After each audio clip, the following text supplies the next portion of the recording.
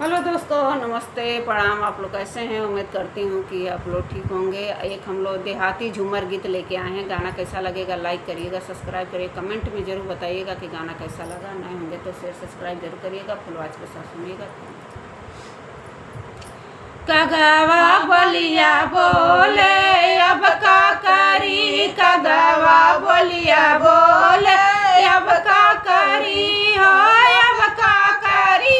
कगवा बोलिया बोले अब का करी, कगवा बोलिया बोले अब का करी। जब हम भैनी बराबरी सके, जब हम भैनी बराबरी सके, पापा कईने बियाहवा अब का करी, पापा कईने बियाहवा अब का करी। कगवा बोलिया बोले अब का करी, कगवा बोलिया बोले अब का करी।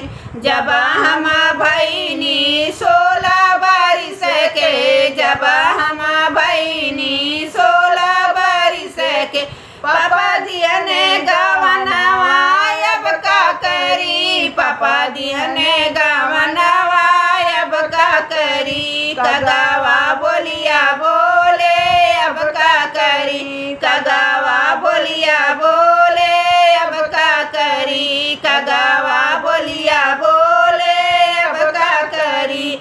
गवना कराई पिया गईले विदेशवा, गवना कराई पिया गईले विदेशवा। सखी लागल सौतिनिया अब का करी, सखी लागल सौतिनिया अब का करी, सखी लागल सौतिनिया अब का करी।